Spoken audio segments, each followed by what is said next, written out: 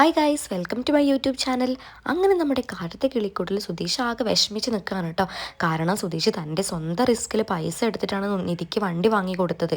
പക്ഷെ അവളാണെങ്കിലോ ഒരു താങ്ക്സ് പോലും പറയാതെ നികേഷിനോടാണ് തന്നെ വണ്ടി പഠിപ്പിച്ചു തരാൻ പറയുന്നത് കേട്ടോ.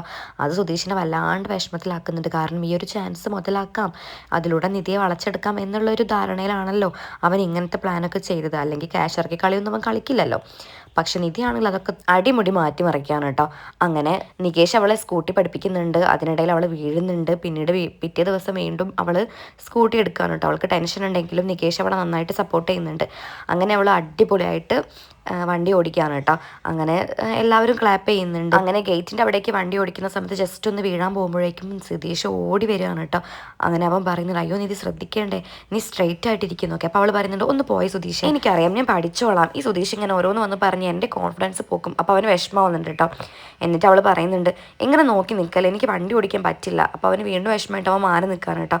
അപ്പോഴേക്കും ഹരീഷ് വരുന്നുണ്ട്. അങ്ങനെ ഹരീഷും നിധിയോട് പറയുന്നുണ്ട്, ഏടത്തി നല്ല സ്ട്രെയിറ്റ് ആയിട്ട് ഇരുന്നിട്ട് വണ്ടി ഓടിക്കാൻ നോക്കാം. അപ്പോൾ സുധീഷ് മനസ്സിൽ പറയുന്നുണ്ട്, ഞാൻ തന്നെയല്ലേ പറഞ്ഞേ. അങ്ങനെ നിധി നന്നായിട്ട് വണ്ടി ഓടിക്കുന്ന സമയത്താണ് കേട്ടോ ചാന്ദിനി വരുന്നത്. ഓൾറെഡി ചാന്ദിനിയെ നിധിയും സുധീഷും കണ്ടതുകൊണ്ട് തന്നെ അവർക്ക് പരിചയമുണ്ടല്ലോ. അങ്ങനെ നിധി അവളെ ചാന്ദിനിന്ന് വിളിച്ചിട്ട് അകത്തേക്ക് വിളിക്കുകയാണ്. പക്ഷേ ഹരീഷിനും നികേഷിനും ഭാസ്കറിനും മനസ്സിലാവുന്നില്ല. അപ്പം സുഭാഷ് പറഞ്ഞു കൊടുക്കുന്നുണ്ട് ആരാണെന്നൊക്കെ. അങ്ങനെ അവൾ അങ്ങോട്ട് വന്ന് അവരോട് ഹായൊക്കെ പറയുന്നുണ്ട്. അങ്ങനെ ഹിന്ദി ആയതുകൊണ്ട് ആർക്കും വലിയ പിടുത്തമൊന്നുമില്ല കേട്ടോ. എന്നിട്ട് അവൾ പറയുന്നുണ്ട്, ഞാനിങ്ങോട്ട് വന്നത് എൻ്റെ ഭയ്യ അടുത്തൊരു സ്ഥലത്തേക്ക് പോയതാണ്, അപ്പോൾ എന്നോട് ഇങ്ങോട്ട് വരാൻ പറഞ്ഞു, അതുകൊണ്ട് വന്നതാണെന്ന് ഹിന്ദിയിൽ പറയുമ്പോൾ ആർക്കും മനസ്സിലാവുന്നില്ല കേട്ടോ. പക്ഷേ സുധീഷ് അത് തർജ്ജമ ചെയ്ത് കൊടുക്കുമ്പോൾ എല്ലാവരും ഷോക്കാവുന്നുണ്ട്. അവനെ സിറ്റുവേഷൻ മനസ്സിലാക്കിയിട്ട് പറയുകയാണ് കേട്ടോ. അവന് വലുതായിട്ട് അറിയുന്നില്ല എങ്കിലും ഇവരെക്കാട്ടിലും ബെറ്ററാണ്. അങ്ങനെ അവൾ അകത്തേക്ക് കൊണ്ടുപോകുമ്പോൾ ഭാസ്കരൻ ഹിന്ദിയിൽ സംസാരിക്കുന്നുണ്ട് അവളെടുത്ത്. അത് കണ്ടപ്പോൾ എല്ലാവരും ഷോക്കാവുന്നുണ്ട്. ഭാസ്കരന് ഇത്രയൊക്കെ ഹിന്ദി അറിയോ എന്നൊന്നും അവർക്ക് അറിയില്ലല്ലോ. അങ്ങനെ അകത്തേക്ക് കൊണ്ടുപോയിട്ട് നിധി അവൾക്ക് വെള്ളം കൊടുക്കുന്നുണ്ട് കേട്ടോ. അങ്ങനെ സുധീഷ് എന്തൊക്കെയോ പൊട്ടത്തരങ്ങളൊക്കെ വിളിച്ച് പറയുന്നുണ്ട്. നല്ല കോമഡിയാണ് കേട്ടോ. സുധീഷിന് ഹിന്ദിയൊന്നും കാര്യമായിട്ട് അറിയില്ല, എങ്കിൽ പോലും അങ്ങോട്ടും ഇങ്ങോട്ടും എന്തൊക്കെയോ പൊട്ടത്തരങ്ങൾ പറയുന്നുണ്ട്. അപ്പോൾ എല്ലാവരും പൊട്ടിച്ചിരിക്കുന്നുണ്ട്. അവരോട് ഇനി തൊള്ള ഉറക്കരുതെന്നൊക്കെ പറയാണ് കേട്ടോ. സുഭാഷ് ചേട്ടന് ഭയങ്കര ഹാപ്പി ആവുന്നുണ്ട്. അവളെ കണ്ടപ്പം എന്തോ നല്ലൊരു കുട്ടിയാണല്ലോ. അങ്ങനെ അവളോട് പറയുന്നുണ്ട്, ഞാനേ നിനക്കും കൂടെ ഫുഡ് ഇവിടെ ഉണ്ടാക്കാൻ പോവാണെന്നൊക്കെ ഇങ്ങനെ ഹിന്ദി എല്ലാം കൂടെ കലർന്ന ഭാഷയിലൊക്കെ പറഞ്ഞിട്ട് അകത്തേക്ക് പോകാൻ കേട്ടോ. അപ്പോൾ അവൾക്ക് സന്തോഷമാവുന്നുണ്ട്. അങ്ങനെ നിധി അവളുടെ അടുത്ത് വന്നിങ്ങനെ നിൽക്കുകയാണ്. എന്നിട്ട് അകത്തേക്ക് സുഭാഷ് ചേട്ടനെ ഹെൽപ്പ് ചെയ്യാനായിട്ട് അവളും പോയി. ചാന്ദിനിയെ കണ്ടപ്പോൾ സുധീഷ് പെട്ടെന്ന് ഒരു കോഴിയായിട്ട് മാറുന്നുണ്ട് കേട്ടോ. അവളിങ്ങനെ ഓരോന്ന് പറഞ്ഞ് വെറുപ്പിക്കുന്നുണ്ട്. നല്ല കോമഡിയാണ്. അങ്ങനെ അവനൊരു കോൾ വരുമ്പോൾ അവൻ ഹിന്ദിയിൽ എന്തൊക്കെയോ പറഞ്ഞ് അകത്തേക്ക് പോയി. പിന്നീട് അവിടെ ഹരീഷും നികേഷും ചാന്ദിനിയും മാത്രമാണ് കേട്ടോ. ആ സമയത്ത് ചാന്ദിനി അവരോട് ഓരോന്ന് ചോദിക്കുന്നുണ്ട്. അങ്ങനെ നികേഷും എന്തൊക്കെയോ പറയുന്നുണ്ട്. എന്നിട്ട് അവൻ്റെ ഒരുപാട് ഹിന്ദി പൊട്ടത്തരങ്ങളൊക്കെ വിളിച്ച് പറയുന്നുണ്ട്. അപ്പോൾ അവരും ചിരിക്കുകയാണ് കേട്ടോ. എന്നിട്ട് അവനൊരു പണി ഒപ്പിക്കാൻ നോക്കണം. അതായത് ഭാസ്കറിനിട്ടൊരു പണി, അതും ചാന്ദിനിയെ കരുവാക്കിയിട്ട്. എന്നിട്ട് ചാന്ദിനിയോട് പറയുന്നുണ്ട്, അതേ ഞാൻ കുറച്ച് മലയാളം വേർഡ്സ് പറഞ്ഞുതരാം കേട്ടോ. അങ്ങനെ കണ്ണ്, മൂക്ക്, മുടി, ഇതൊക്കെ ഇങ്ങനെ അവനിങ്ങനെ പറഞ്ഞു കൊടുക്കുകയാണ് കേട്ടോ. അതൊക്കെ അവൾ ആവർത്തിച്ച് പറയുന്നുണ്ട്. അവൾക്കും രസമായിട്ട് തോന്നുന്നുണ്ട്. അവൾക്കും മലയാളം ഇഷ്ടമാണല്ലോ, അപ്പോൾ അത് പഠിക്കാൻ പറ്റുന്നുണ്ടല്ലോ. അങ്ങനെ ഒടുവിൽ അവൻ പറയുന്നുണ്ട്, ഹൗ ആർ യു എന്നുള്ളതിന് ഹിന്ദിയിൽ എന്താ പറയുക. അപ്പോൾ അവളത് പറഞ്ഞു കൊടുക്കുന്നുണ്ട്. അപ്പോഴാണ് നികേഷിന് തലയിൽ ബൾബ് എത്തുന്നത്. അപ്പോൾ അവൻ പറയുന്നുണ്ട്, എന്നാലേ മലയാളത്തിൽ ഞാൻ പഠിപ്പിച്ചു തരാട്ടോ എന്ന് പറഞ്ഞിട്ട് അവൻ പറയുന്നുണ്ട്, നിങ്ങളെന്താ വിളക്കെണ്ണയാണോ എന്നത് കേട്ടപ്പോൾ ഹരീഷ് പറയുന്നില്ല, ഏട്ടാ വേണ്ട, വെറുതെ ഇങ്ങനെ പ്രശ്നം ഉണ്ടാക്കുന്നത്, ഇതൊക്കെ രസമല്ല ഹരീഷ് ഏട്ടാ, അതൊക്കെ രസമായിരിക്കും എന്നൊക്കെ പറഞ്ഞിട്ട് പാവൻ ചാന്ദിനിയെ ഉന്തിത്തള്ളി വിടുകയാണ് കേട്ടോ. അച്ഛനോട് ചോദിച്ചാൽ മതി, പുറത്ത് അച്ഛൻ ഇരിക്കുന്നുണ്ട്, അച്ഛനടുത്ത് പോയി ചോദിക്കുന്നൊക്കെ പറഞ്ഞിട്ട് പാവൻ ചാന്ദിനി നല്ല സന്തോഷത്തോടു കൂടെ ഭാസ്കറിനോട് ഈ ഒരു ചോദ്യം ചോദിക്കുമ്പോൾ ഭാസ്കർ നന്നായിട്ട് ചൂടാവുന്നുണ്ട് കേട്ടോ. നീ ആരടി, നിനക്ക് മലയാളം അറിയില്ല എന്നൊക്കെ പറഞ്ഞിട്ട് നീ നന്നായിട്ട് സംസാരിക്കുന്നുണ്ടല്ലോ, ഇതൊക്കെയാണോ നീ സംസാരിക്കുന്നത്, ഇതൊക്കെയാണ് നീ പഠിച്ചത് എന്നൊക്കെ പറഞ്ഞിട്ട് നീ എന്താ എൻ്റെ അടുത്ത് പറയാൻ വന്നത് എന്തൊക്കെയോ പറഞ്ഞിട്ട് ചൂടാവാണ് കേട്ടോ. അപ്പോഴേക്കും അകത്തുനിന്ന് എല്ലാവരും പുറത്തേക്ക് വരികയാണ്. ചാന്ദിനി ആണെങ്കിൽ ആകെ പേടിച്ച് സങ്കടത്തോടെ നിൽക്കുക. കാരണം അവൾ ഒട്ടും പ്രതീക്ഷിക്കുന്നില്ലല്ലോ. അവൾ ബഹുമാനത്തോടെയാണല്ലോ ഈ ചോദിക്കുന്നത്, അവൾക്ക് അറിയില്ലല്ലോ. അത് കണ്ടപ്പോൾ ഹരീഷ് നികേഷ് പൊട്ടി ചിരിക്കുകയാണ് കേട്ടോ. എന്നിട്ട് ഹരീഷ് പറഞ്ഞില്ല, ഏട്ടാ പാവടാ പാവം. അപ്പോൾ അവൻ പറയുന്നത്, ഇതൊക്കെ രസമല്ല ഹരീഷ് ഏട്ടാ, അതൊക്കെ ഒരു രസമല്ല എന്നൊക്കെ പറയണം കേട്ടോ. അപ്പോഴേക്കും സുഭാഷ് അവരെ കൂടി വന്നിട്ട്, എന്താ വെച്ചാൽ എന്തിനാ അവളടുത്ത് ചൂടാവുന്നത്, എന്താ പ്രശ്നം. അപ്പോഴേക്കും ഭാസ്കരൻ പറയുന്നുണ്ട്, അവളുടെ തൊള്ളയിൽ നിന്ന് വരുന്ന വാക്കെന്താ, നാട്ടുകാരോട് അടി മേടിക്കുമല്ലോ അവൾ ആൾ കൊള്ളാലോ, മലയാളം അറിയില്ല എന്നൊക്കെ പറഞ്ഞിട്ട് ഇതൊക്കെയാണ് അവൾ പഠിച്ചു വെച്ചിരിക്കുന്നത് എന്നൊക്കെ പറയുമ്പോൾ ലാസ്റ്റാണ് പിന്നെ അവൾ ഈ കാര്യം പറയുന്നത്. അപ്പോഴേക്കും അവർക്ക് മനസ്സിലായി ഇത് ആരെ പണിയാണെന്ന്. അങ്ങനെ അച്ഛനോട് കാര്യങ്ങളൊക്കെ പറയുമ്പം ഭാസ്കരൻ പറയുന്നുണ്ട്, എന്നാലേ സുധീഷേ നീയും സൂക്ഷിച്ചോ, നിങ്ങൾ രണ്ടുപേരും പിരിക്കാനോ അവരെന്തെങ്കിലുമൊക്കെ ചെയ്യുന്നൊക്കെ പറഞ്ഞിട്ട് ഭാസ്കരൻ ദേഷ്യം പിടിച്ച് പോവാണ് കേട്ടോ. എന്നിട്ട് ആ കുട്ടിയോട് ഓരോന്ന് പറഞ്ഞു കൊടുക്കുന്നുണ്ട്, അത് അവരങ്ങനെ പറ്റിച്ചതാണ് ഇങ്ങനെ പറ്റിച്ചതാണെന്നൊക്കെ.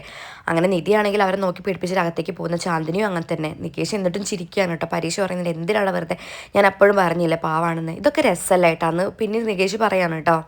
പിന്നീട് കാണിക്കുന്നത് സുധീഷും മാത്യു ചേട്ടനോട് സംസാരിക്കുന്നതാണ് കേട്ടോ. കാരണം അവൻ്റെ ലൈസൻസ് ഇപ്പോൾ ഒരു മാസം റദ്ദാക്കിയിട്ടുണ്ടല്ലോ, അപ്പോൾ അവന് പണിയൊന്നുമില്ലല്ലോ, അതുകൊണ്ട് ക്യാഷ് ഇല്ല കയ്യിൽ.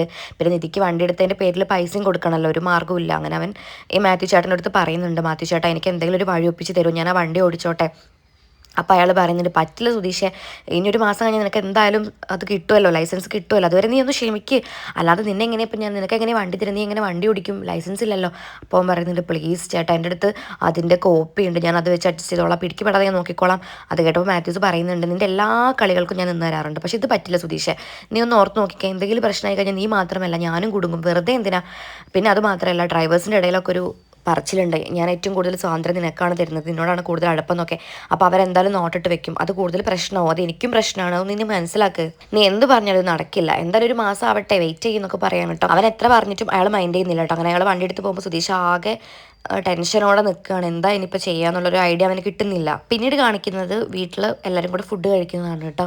സുധീഷ് മാത്രമല്ല ബാക്കി എല്ലാവരും ഉണ്ട്. അപ്പം നിധി ചോദിക്കുന്നുണ്ട് സുഭാഷ് ഏട്ടാ സുധീഷിനെ കാണാനില്ലല്ലോ. അപ്പോൾ സുഭാഷ് പറയുന്നുണ്ട് അവൻ വന്നോളൂ മോളെ, നീ എന്തായാലും കഴിക്കുക, അവനുള്ള ഫുഡ് ഞാൻ ഇവിടെ എടുത്തു വെച്ചോളാം എന്ന് പറയാൻ കേട്ടോ. അങ്ങനെ സുഭാഷ് ചോദിക്കുന്നുണ്ട് നിനക്ക് നല്ല സന്തോഷമായില്ലേ, നീ എന്തായാലും വണ്ടിയൊക്കെ ഓടിക്കാൻ പഠിച്ചല്ലോ മോളെ. അപ്പോൾ അവൾ പറയുന്നുണ്ട് ശരിക്കും സർപ്രൈസായി സുഭാഷ് ഏട്ടാ, എൻ്റെ ഏറ്റവും വലിയ ആഗ്രഹമായിരുന്നു ഒരു സ്കൂട്ടർ എടുക്കണം എന്നൊക്കെ, പക്ഷെ ഇത് പെട്ടെന്നായിപ്പോയി, ഞാൻ ആകെ സർപ്രൈസ് ആയിപ്പോയി. അങ്ങനെ അപ്പോൾ അവരൊക്കെ പറയുന്നുണ്ട് അതേ എടുത്തി എന്തായാലും എടുത്തി പഠിച്ചല്ലോ എന്ന് അരീഷ് നികേഷൊക്കെ പറയുന്നുണ്ട് കേട്ടോ. എന്നിട്ട് അവൾ ചോദിക്കുന്നുണ്ട് അതിന് എത്രയാ ഏട്ടാ പൈസ. അപ്പം അരീഷ് പറയുന്നുണ്ട് ഞങ്ങൾക്ക് അറിയില്ല എടുത്തി. അപ്പോൾ അവൾ പറയുന്നുണ്ട് അരീഷിന് അറിയില്ലേ, കാരണം അരീഷിൻ്റെ ഓണർ വഴിയല്ല അത് സെറ്റായത്. ഇല്ല എടുത്തി എനിക്കൊന്നും അറിയില്ല, സുധീഷ് ചേട്ടനും അയാൾ നേരിട്ടാണ് കോൺടാക്ട് ചെയ്തതും കാര്യങ്ങളൊക്കെയെന്ന്. അങ്ങനെ അവൾ സുഭാഷ് ചേട്ടനോട് ചോദിക്കുമ്പോൾ സുഭാഷ് ചേട്ടൻ പറയുന്നുണ്ട് ഞങ്ങൾ ഇനി പറഞ്ഞിട്ട് ഇപ്പോൾ അതാവേണ്ടത് അവനോട് തന്നെ ചോദിച്ചു നോക്കുക, അവൻ പറഞ്ഞു തരും, കാരണം അവർക്ക് പറയാൻ പറ്റില്ല അത് സെക്കൻഡ് ഹാൻഡ് വണ്ടിയാണല്ലോ. അപ്പോൾ പ്രൈസ് കേൾക്കുമ്പോൾ അവൾക്ക് മനസ്സിലാവില്ല, അതുകൊണ്ടാണ് അവരൊന്നും പറയാത്തത് കേട്ടോ. എന്നിട്ട് അവളോട് ചോദിക്കുന്നുണ്ട് വണ്ടിയൊക്കെ ഇഷ്ടമായി. അപ്പോൾ അവൾ പറയുന്നുണ്ട് ഓ വണ്ടിയൊക്കെ എനിക്ക് ഭയങ്കര ഇഷ്ടപ്പെട്ടു, എന്നാൽ പിന്നെ എന്തിനാ മോളെ കാശ് അറിയുന്നത്. അപ്പോൾ അവൾ പറയുന്നുണ്ട് അതല്ല സുഭാഷ് ചേട്ടാ ഒന്നും അറിയാമല്ലോ അത് വെച്ചിട്ടാണ്, പക്ഷെ എനിക്ക് ഇത്രയൊക്കെ സഹായം ചെയ്തതല്ലേ എന്നൊക്കെ അവളിങ്ങനെ സന്തോഷത്തോടു കൂടെ പറയാൻ കേട്ടോ. അങ്ങനെ അവരിങ്ങനെ ഫുഡ് കഴിച്ചുകൊണ്ടിരിക്കുമ്പോൾ പെട്ടെന്ന് സുധീഷ് അകത്തേക്ക് കയറി വരുമ്പോൾ എന്തോ അവന് പെട്ടെന്ന് വിഷമമാണ് കേട്ടോ.